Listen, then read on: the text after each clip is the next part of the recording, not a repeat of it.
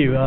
Good afternoon. Nice to be with you. I just left the Appropriations Committee where we were having a little tete-a-tete about how we ought to resolve this interesting situation we find ourselves in. Is Sue... let's see who... I was looking for somebody, I don't see him. Is Sue Lincoln here? Sue Lincoln called me a little while ago and said that we needed a poem about this session. I said, well, I hadn't even thought about that, but you've inspired me. So this is my ode to the 2017 session. It's rather brief, but it started with lots of hot air and ended with a bust. No one around the Capitol could determine who to trust. On the day the Fighting Tigers won their biggest game, the strategy in government was to figure out who to blame. There was nary a walk-off homer nor a sacrificial bunt. The legislature met for 45 days and all they did was punt. So we gather again in Baton Rouge to wail and moan and jaw. Let's just get this over and head to Omaha. So that's my feeling right now, I can tell you. You know, I saw the Advocate on the front page had a little blurb that it had been 17 years since the legislature adjourned without having a budget. There was no real follow-up to that. It was just a little notation, but it did get me to thinking because I was there when that happened. In fact, I was chairman of the Finance Committee when that happened. We did a little digging, and I found it pretty interesting to read the articles that were written at that time. This was on June 12th. I'm sorry, this was in must have been the year 2000. It was the first year of the Foster second term, and I was the chairman of the Finance Committee. Jerry Luke LeBlanc was chairman of the Appropriations Committee. And I remember very vividly our discussions in conference committee as we were trying to report that bill in the waning moments of the session, just like what was going on this year. That was the year that the Stelly plan passed, and there had been some tax increases proposed, and there was a lot of uncertainty as to what kind of revenue would be generated. So it was not an acrimonious ending like we saw last week. It was a difficult, confusing ending, but it was basically Jerry Luke looking at me and saying, I can't explain this budget or what's in it, and I said, I can't either. And we said, we're not going to go ask the legislators to vote on a budget that we can't explain without knowing what revenue might be available to be spent. So Jerry Luke said, I can't stand before you and represent a bill that we have not confirmed the revenue measures and exactly what they're raising. I said, we don't know what revenues are available to us.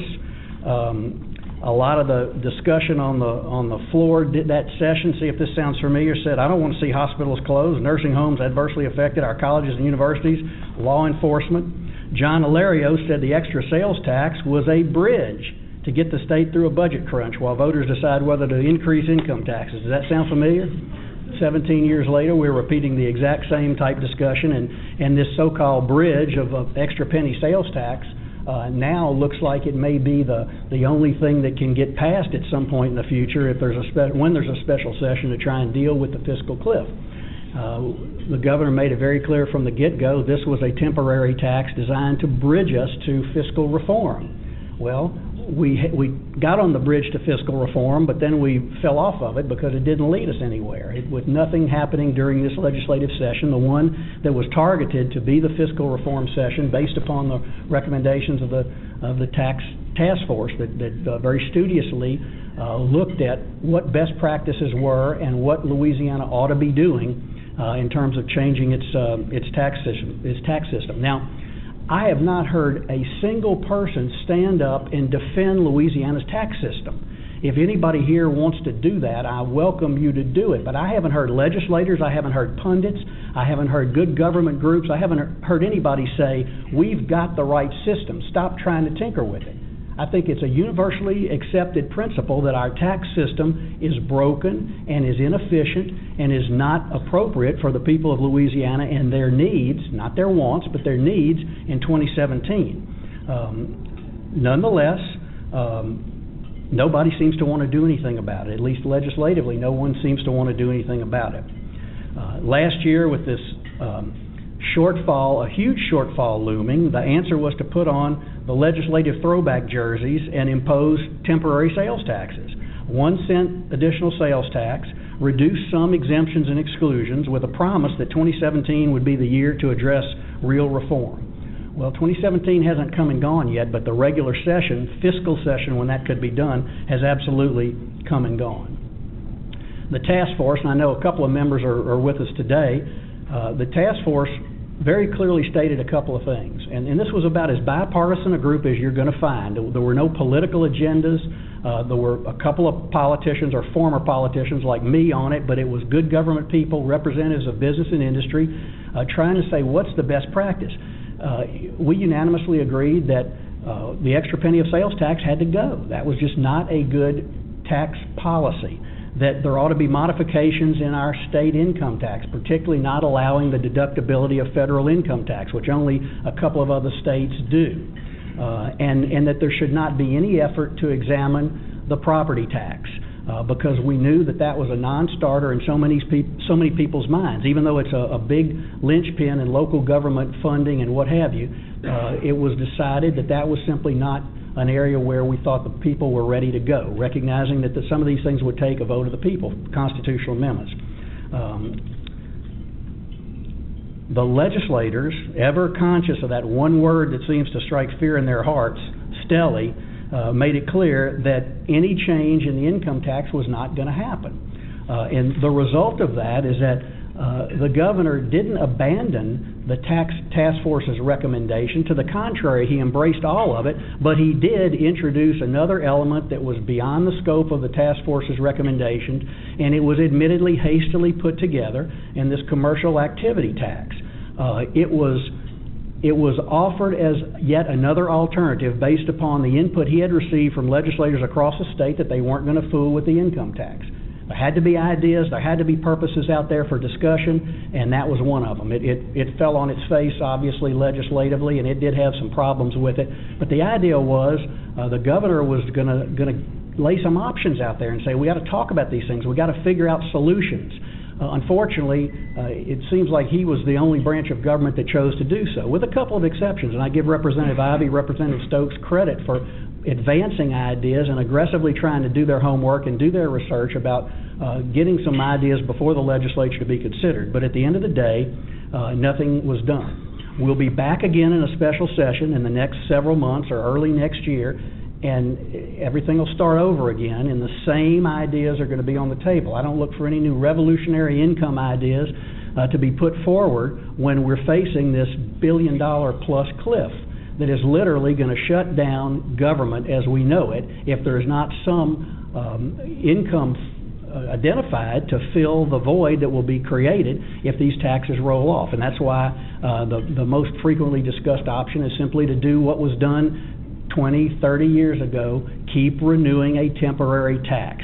Have Wall Street look at us and say, haven't y'all figured it out yet? You did once when you enacted the Stelly plan, and we told you getting rid of temporary taxes was going to help your bond rating, and it did immediately. And here we go again about to repeat those same practices of simply renewing temporary taxes. I dare say the legislature is not going to be interested in making that penny permanent. I don't think they should, but they probably won't take the step of trying to make it permanent. They'll say, well, we'll just do it for another couple of years to get past the next election, and then we'll continue to talk about it. It's unfortunate because this was going to be the moment in time when fiscal reform had a real opportunity to happen. Now, there were a lot of things done wrong over the course of the past 100 years, but the three things I want to mention to you are among our brightest constitutional protections they're placed in the Louisiana Constitution, and they're the three things that have come under fire for the first time ever as members of the House of Representatives try and stymie any success that may be attributable to our governor. First, there's the Bond Security and Redemption Fund that affords our creditors the strongest possible protection in the country. All state receipts flow through the Bond Security and Redemption Fund. That means that every dollar we take in is going to be available to pay our debts. We are not going to default on our bonded indebtedness. You can be sure you're going to be paid. And Wall Street recognizes that and gives us credit for having a great system that ensures that our creditors will be paid. But if you think back to the last session, the entire discussion in the waning days of the session centered around the proposal that the Speaker had to allow statutory dedications to be peeled off and help pay our bonded indebtedness. Remember, this was the great idea that the House had that was going to solve all our problems. And the treasurer was directed to study that and make recommendations on how it may be implemented. Have you heard a peep about that in this session? Absolutely not. The treasurer said it can't be done. It's not practical. It's not feasible. It makes no sense. We can't do it. And so that alternative has been abandoned. During all this discussion about the budget, you didn't hear a thing about that subject that occupied much of the debate during the previous special session. So one option was to look at this great constitutional protection we have and try and do something that really would have gotten Wall Street's attention in a negative way.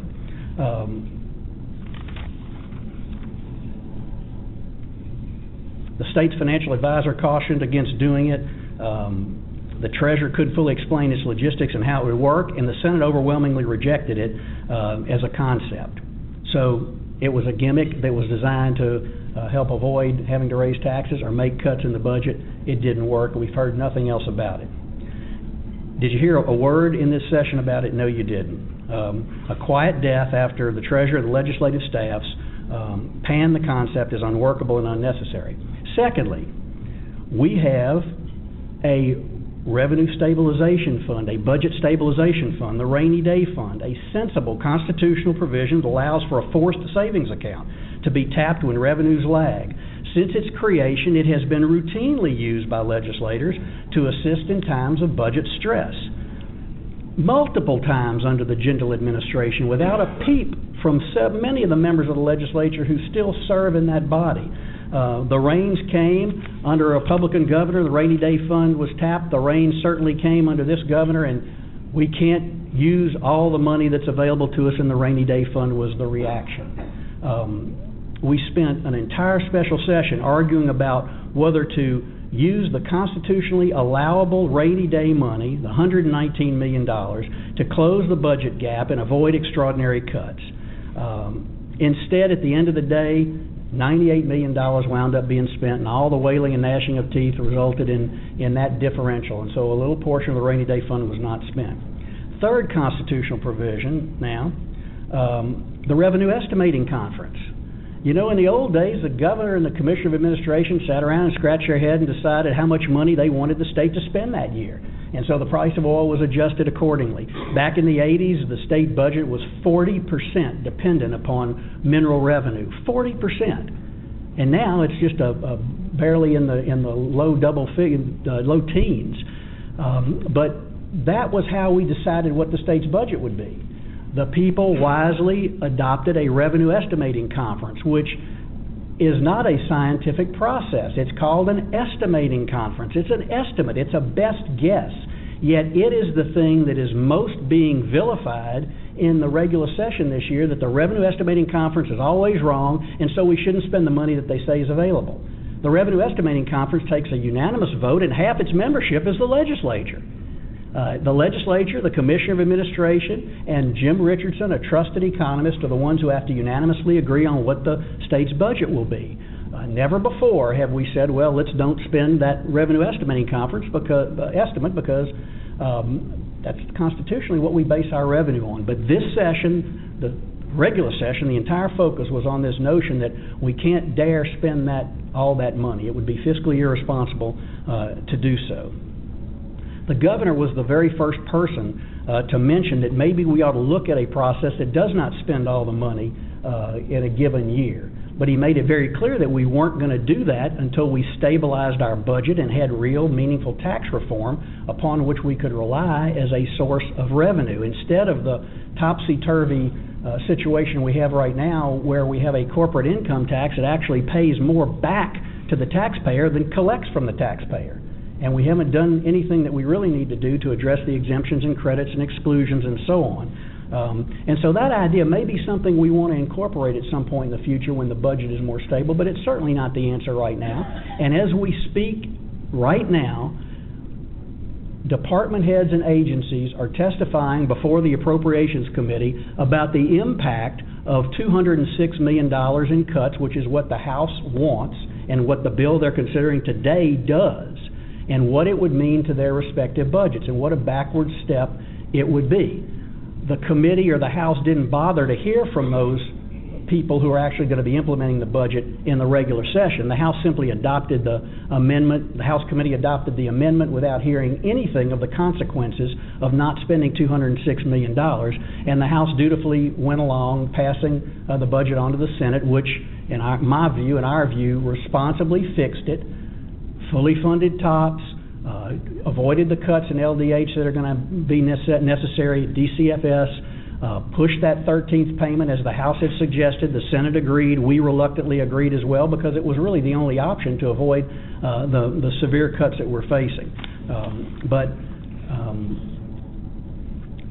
we still are talking about the Revenue Estimating Conference. So 3 of the very best constitutional protections we have put in place over the course of the past year and a half have been the policies that seem to be called under fire by the House. Not by the Senate, but by the House. I would suggest to you those are some of the best reforms we've ever put in place in Louisiana, and that their intent and their specific language ought to be acknowledged, and we ought to be grateful that we have those provisions instead of trying to find ways to not use them. So we have now faced a budget situation that collapsed on the last day of the session, despite the fact that there was a generally held belief early in the last day of the session that there had been an agreement, there had been an understanding, and where the administration is today is exactly where we were last week, and exactly what we had put in place to happen, and that is to adopt the Senate budget, spend the available revenue based upon the REC forecast, and also, and this just got overlooked apparently in the waning moments of the session, and enact the Senate concurrent resolution that was passed that basically legislatively urged and requested the administration to do the same thing that we did on our own last year, and that is instruct agencies and departments to be prudent and not to go spend all their money willy-nilly right off the bat in the fiscal year, but to expect that there may be a mid-year deficit, and if there is, have some money in reserve. And we did that on our own last year, and the departments and agencies complied, and when the first budget deficit hit, the first $300-some-odd million of budget deficit, there were not dramatic cuts in services because they had already planned on the reality that they may have to reduce their budgets accordingly. And the same thing can and will happen in this fiscal year. Even though we're hopeful things may be a little bit better on the revenue front, with or without legislative direction, I'm going to tell the departments and agencies right when the session ends, be cautious. Last year we had 2 mid-year cuts. We may have one, we're not sure, but we want you to be cautious. The biggest misunderstanding in the session, and it's very frustrating, is that, and I just told the Appropriations Committee this because many of the members of that committee were guilty of this, legislators thought, well, we just don't have to appropriate that money, and if we need it in the middle of the year, we'll go get it. Well, that's not the way it works. If the money is not appropriated, it cannot be spent unless the legislature is called into session in a special session or in a supplemental appropriation bill in next year's legislative session.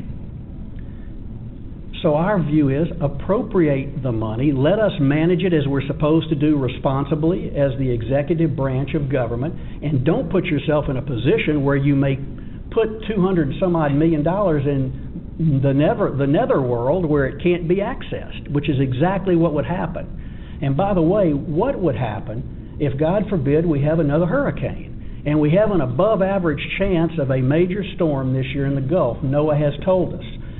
Bad news, unfortunate news in terms of their projections.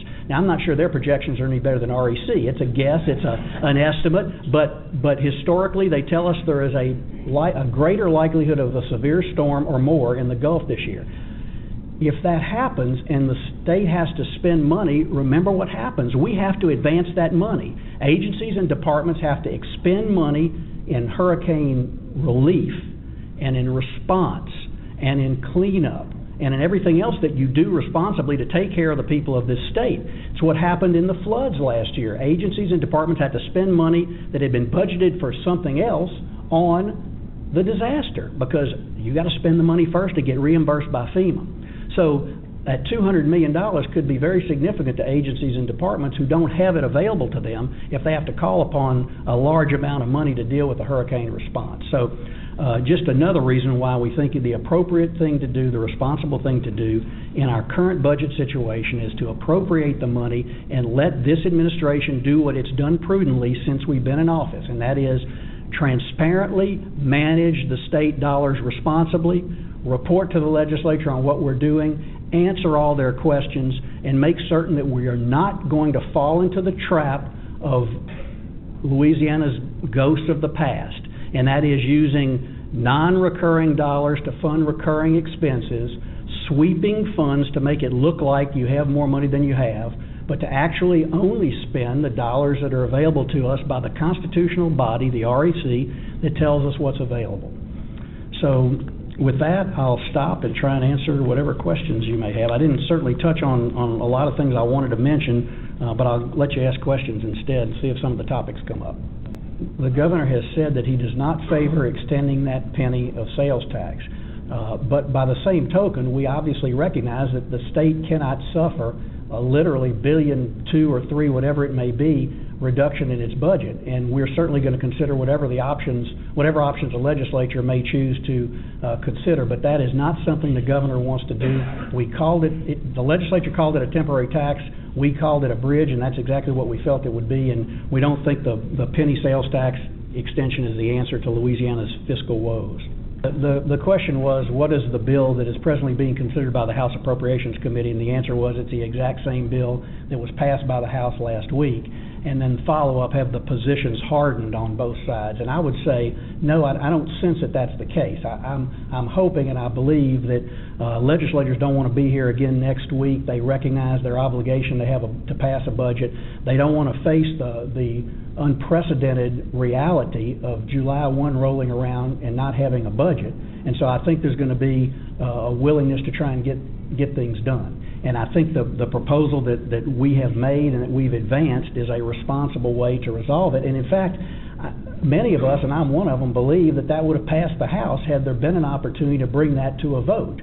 And that's one of the frustrations, I think, is that there was not an effort to try and allow the House to vote on the plan that got 36 votes in the Senate and that fully funded TOPS and provided the pay raises and did all the things or avoids all the things that are the reality under the current budget bill. And I believe that there are enough members of the House, and particularly Republican members of the House, who want to see this resolved. And I'm hoping that as the dust settles here in the next few days, that's going to happen. I just gave that speech to the House Appropriations Committee moments ago, and we'll continue to be messaging that with everybody to ask them, do you realize this is the case? And we just had a little discussion about that in committee. So I think it's now pretty clear that not appropriating the money does not mean it can be used absent being called into session or in next year's regular session. We're talking to everybody that we can talk to make sure they know and they're comfortable. And obviously we know a significant number of House members are very comfortable with the Senate budget and prepared to vote for it last week and are still prepared to vote for it. So the universe of people who need convincing is not huge. We're close to that. We thought early on that it was the case this year that we were going to be $42 million short in funding the department this year. We now believe that the department can use toll credits for the current fiscal year. It's one of the reasons why I started talking about the $400 million as opposed to the $440 million that had not been funded in the budget. So we've got another year to limp by with toll credits, but that doesn't really pay the bills to get the projects actually done. And after this year, we will not have any availability for federal matching dollars. So next year, in addition to the cliff, we may also be facing a situation where the general fund is needed to make certain we can draw down federal dollars for road improvements.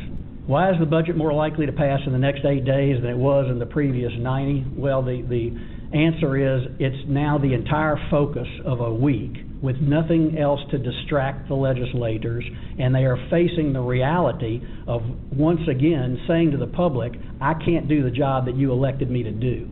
We can't reach an agreement. We can't enact a state budget, which would be the height of irresponsibility, and I'm hoping that people are realizing that. And as I've said, I believe, and we believe, that had the House had an opportunity to vote on that Senate resolution I referred to, that Senate concurrent resolution, and the HB1 as amended by the Senate, we wouldn't be in a special session right now.